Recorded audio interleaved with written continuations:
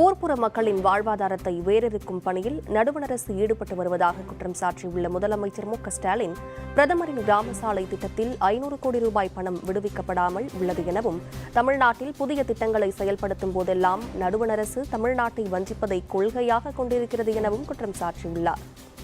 மகாத்மா காந்தி தேசிய ஊரக வேலை உறுதி திட்டத்திலும் கடந்த ஆண்டுகளை ஒப்பிடுகையில் 2025-26 ஆண்டில் தொழிலாளர் மதிப்பீடு மற்றும் நிதி ஒதுக்கீடு மிகவும் குறைவாகவே வழங்கப்பட்டுள்ளது.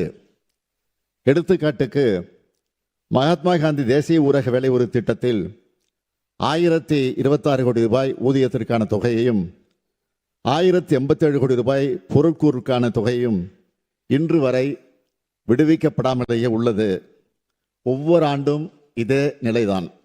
பிரதம மந்திரி கிராம சாலை திட்டத்தில் 516 கோடி ரூபாய் இன்னும் நிதி விடுவிக்கப்படாமல் உள்ளது. இப்படி இவர்கள் தாமதிப்பதால் பாதிக்கப்படுவது யார்?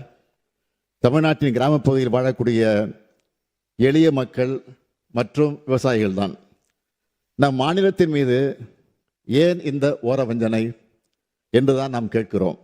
மகாத்மா காந்தி தேசிய ஊரக வேலை உறுதி திட்டத்தினை மாற்றி அதற்கு பதிலாக வளர்ச்சியடைந்த இந்தியா ஊரக வேலைவாய்ப்பு உறுதி மற்றும் வாழ்வாதார திட்டம் என்று தமிழ் பொருள்படும் பிபிஜிஆர் ராம்ஜி என்ற புதிய திட்டத்தினை அறிமுகப்படுத்தி உள்ளது.